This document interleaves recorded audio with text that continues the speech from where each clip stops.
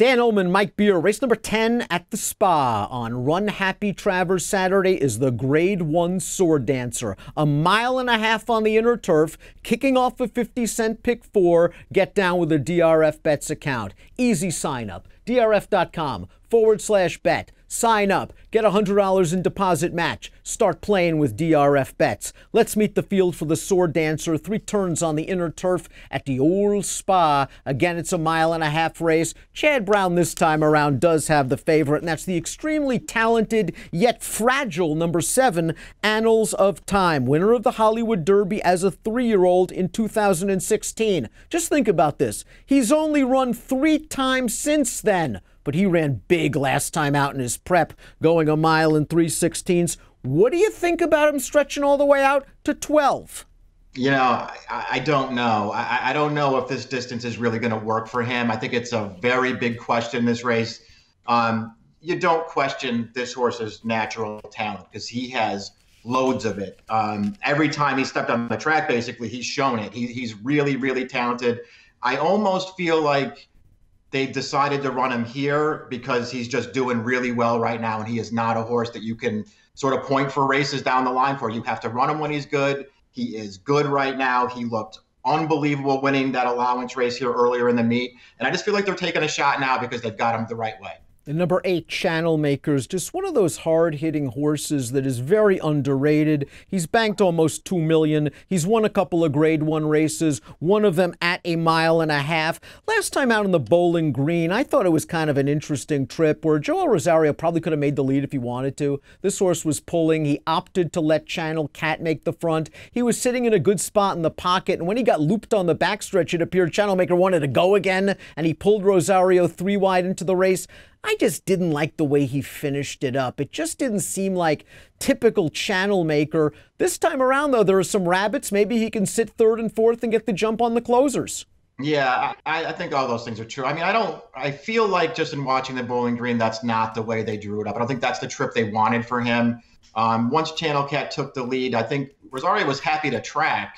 But I don't think he expected to wind up 3 or 4 wide around that final turn, which he was. He sort of flattened out late in the race. I still think he ran okay, and I think he's really dangerous. I think they'll get more aggressive with him this time, even though there's rabbits, and I think he'll be forward. I think he's going to run a better race. Let's talk about Channel Cat, who ran really well in the UN 2 starts back when forced with a long 4-wide mid-race move and then got ran down by the late closer Hunter O'Reilly. Last time out, as we mentioned in the Bowling Green, great ride by Luis Saez. Got to the front, back down the fractions, came off the rail a little bit in the stretch, and had enough late. I wonder if he's a little dressed up off that performance, because I doubt he's getting that trip here. Yeah, I don't think he is, but it was nice that he just showed that he still has that versatility, because he was always a horse who had forward speed earlier. They weren't always using it. Saez did a great job using it last time, and I'll give this horse a little bit of credit because he did have a long shot sort of race up to him on the backstretch of that race, and he picked up to put that horse away, and he was dead game in the stretch when he got challenged. I really think there's nothing to knock about that race then. I won't be surprised if he backs it up. The 6 Ya Primo is a multiple Group 1 winner in his native Chile, and he gave a good account of himself in the Bowling Green in his first start for Chad in North America. I thought all in all it was a nice trip. Jose was able to save ground going into the first turn. He grabbed the pocket turning into the stretch. The rail opened up. He had a big look at it, and he just couldn't get past Channel Cat. Can you make the argument that he was just a little bit short, and maybe he was prepping for this G1? Yeah, of course. You could always look at the race that way. It felt like that they really liked him in that race. He took a lot of money in there. And as you say, he got a perfect trip. He came through on the inside. It looked like he even had a head in front in the stretch, and he got outfinished at the end. Can he do better? Yes, he really can. He can run a lot better in this race, but I thought he had a shot at that last one. Let's throw up the Timeform U.S. Pace Projector because I mentioned some rabbits. The one proven reserves is making his turf debut for Chad Brown. He's eligible for a non-winners of 3 life. Chad's basically said this horse is in here to ensure some pace for the others. The 2 Tis Morning is 50-1 on the morning line. Got beaten a $50,000 non-winners of 2 life claimer. Those 2 horses are going to be among the early leaders. It's very hard to imagine them being around at the end. Yeah, I can't imagine that any of the bigger names in this race are worried about these 2 being out in front. Noble Thought ran third last time out in a starter 40. You have to respect anything Michael Maker throws on the racetrack, but I wonder if this is one of those Maker claims that may not pan out. Distance won't be an issue. I like him stretching back out in distance. He just has to improve. Yeah, I agree with that. I think the distance is okay for this horse, but is he really good enough to beat this field? I didn't see it. A chicklet that doesn't appear on your Timeform US pace projector because he's a deep closer is a very talented horse that you shouldn't sleep on. And that's the number 9, Sadler's Joy, who won this race in 2017 and made his first start off a long layoff in the Bowling Green. And Javier just had him down buried inside near the back of the pack. He ran into some traffic down on the rail in upper stretch, and then he got tired the last 16th of a mile. I thought that was a perfect prep, and you're going to give him some pace this time around. You're always worried about his running style and what kind of trip he's going to get because he has no speed. But if he fires hard. Yeah, I agree with that. He has a huge kick in him if he can get clear in the stretch. That one last time off the layup just didn't really work out. That's not where you want to be with a deep closer down on the rail the entire way.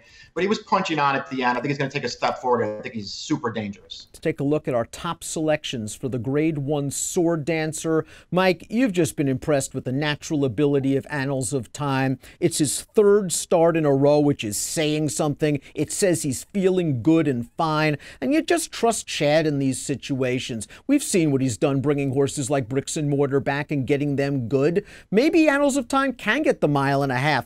I'm curious on your take on Pillar Mountain. We both picked him in the John's Call. The race was washed off of the turf. This is obviously a tougher spot, but he's going to get some pace. The distance isn't an issue, and I just like the way he ran over those horses last time out. Plus, my opinion in this race was I didn't love the Bowling Green, so my choices were Annals of Time and Pillar Mountain, and Pillar Mountain's going to be 5 times the price. I mean, we look at this race almost the exact same way. I just didn't really want the Bowling Green horses. Not that I'm, way against horses like Channel Maker and Sadler's Joy. I think they're very good horses. I took Annals of Time for that reason as well.